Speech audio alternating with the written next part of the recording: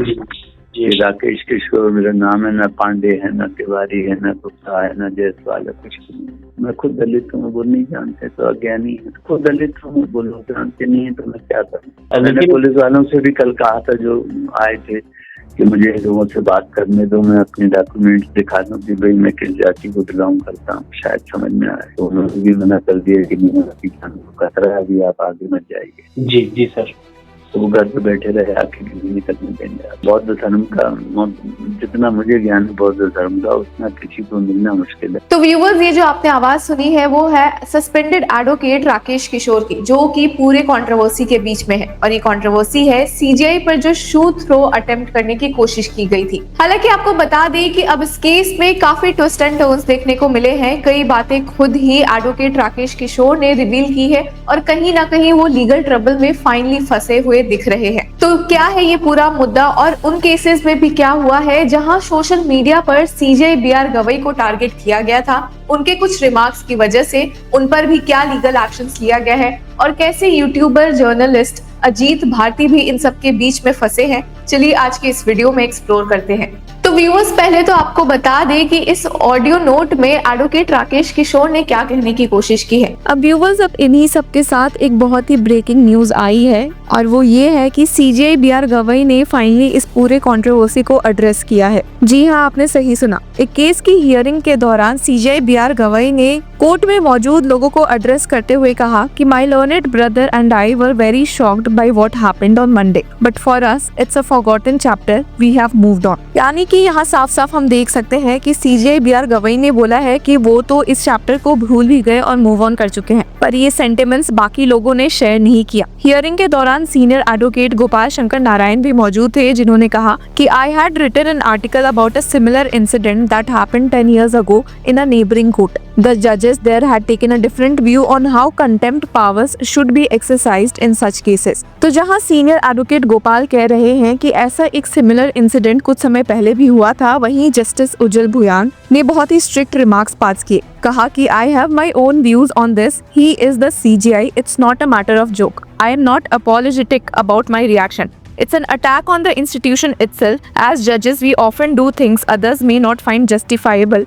but that doesn't make us doubt our actions. यानी कि justice उज्जवल भुयान तो इस मैटर से काफी नाराज दिखे हैं और जिसके बाद एसजी तुषार मेहता ने भी ऐड किया कि what happened was unpardonable, but it was my lord's dignity and magnanimity that turned it into a moment of grace. और वही एसजी तुषार मेहता, जो कि इस केस में यूनियन की तरफ से मौजूद थे, ने कहा कि सीजीआई के इतने ग्रेसफुल प्रेजेंस की वजह से ये मैटर शांत हो पाया है। पर इसी के साथ एक नजर डालते हैं एडवोकेट राकेश किशोर पर। तो व्यूअर्स, एडवोकेट राकेश किशोर ने खुद रिवील किया है कि वो खुद एक दलित है और उन्होंने सीजीआई बीआर गवई पर ये शू थ्रो अटेम्प्ट इसलिए नहीं किया क्योंकि वो दलित है, बट इसलिए क्योंकि उनके कुछ रिमार्क्स काफी गलत उन्हें लगे थे। अब जिसके बाद हम देख ही सकते हैं कि उन्होंने हंगर स्ट्राइक अनाउंस की है, स्पेशली उसी प्लेस में खजुराहो विष्णु टेम्पल में, जिसके एक प्ली को डिसमिस करते हुए सीजीआई बीआर गवई ने कुछ कमेंट्स किए थे और जिसकी वजह से वो खुद कंट्रोवर्सी में आज फंसे हुए दिखे हैं। और शॉकिंगली व्यूअर्स, जब एडवोकेट राकेश किशोर से इस बारे में पूछा जा रहा था कि उन्होंने ऐसा क्यों किया, उन्होंने कहा था कि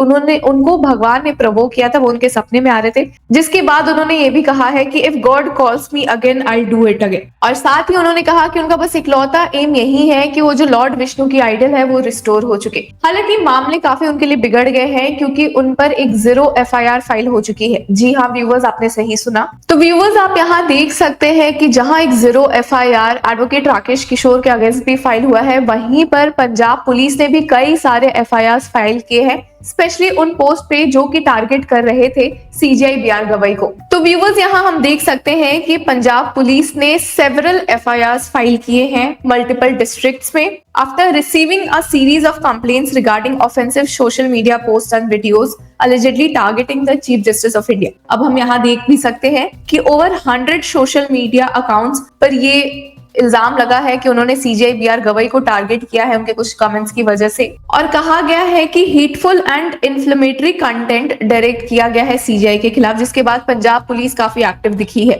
और वही व्यूअर्स, हम देख सकते हैं कि रिलेटेड डेवलपमेंट में भी हमें ये देखने को मिला है कि बेंगलुरु पुलिस ने एक 0 FIR फाइल की है सस्पेंडेड एडवोकेट राकेश किशोर के खिलाफ, under sections 132 and 133 of the BNS। और हम ये भी देख सकते हैं कि ये जो कंप्लेंट फाइल हुई थी वो फाइल हुई थी by All India Advocates Association, जिसने कहा कि एडवोकेट राकेश किशोर के जो कमेंट्स थे वो डेरोगेटरी थे और इन्फ्लेमेटरी थे। तो व्यूअर्स यहाँ हम देख सकते हैं कि ये हेल्प करता है कि आराम से केसेस ट्रांसफर हो जाए जिस जुरिस्डिक्शन से बिलोंग करते हैं, बट ऐसा भी ना हो कि जस्ट बिकॉज लोग उस एरिया में नहीं है या वो क्राइम उन्हें पता है तो उसके खिलाफ वो कंप्लेन ना फाइल करवा सके। और जिसके साथ ही अगर हम देखेंगे तो यहाँ पर सेक्शन 132 एंड 133 के बारे में भी डिस्कस किया गया है, जिसके तहत उन पर एडवोकेट राकेश किशोर पर एक FIR फाइल हुई है। अब सेक्शन 132 डील करता है असॉल्ट और criminal force used to deter a public servant from discharging their duty, और वहीं सेक्शन 133 डील करता है विद असॉल्ट और criminal force with the intent to dishonour a person. तो व्यूअर्स हम देख सकते हैं कि कुछ बहुत ही बड़ी कदम उठाई गई है एडवोकेट राकेश किशोर के साथ, बट इसके अलावा भी कुछ और जर्नलिस्ट और कुछ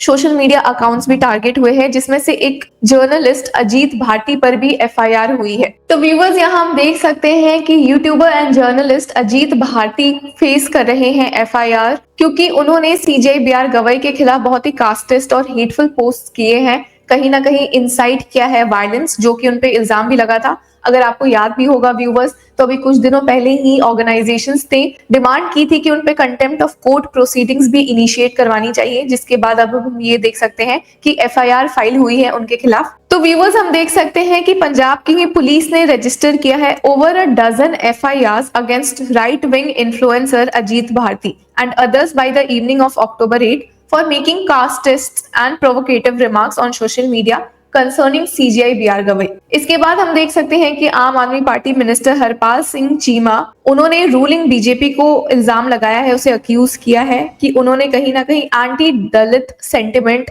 स्प्रेड करने की कोशिश की है।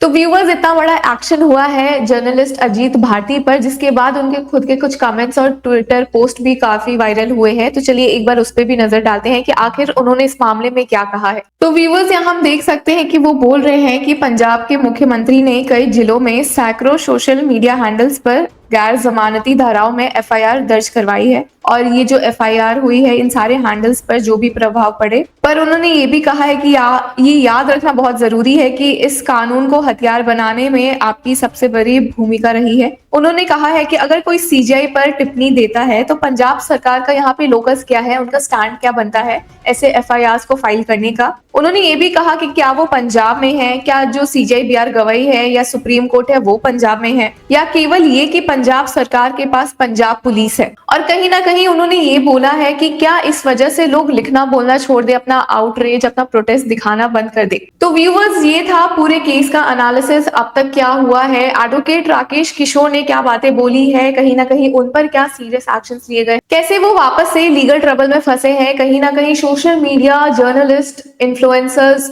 जो कि CJI BR गवई के खिलाफ बोल रहे थे, आज उन पर भी FIR हो चुकी है, फाइल हो चुकी है। वो भी बहुत सारे स्टेट्स में, कहीं अगर बेंगलुरु की बात करें तो वहां हुई है, पंजाब में हुई है। तो कुछ ऐसा माहौल अभी क्रिएट हो गया है। तो व्यूअर्स आपकी क्या राय है हमें कमेंट सेक्शन में जरूर बताएं, और तब तक के लिए कीप फॉलोइंग लॉ चक्रा।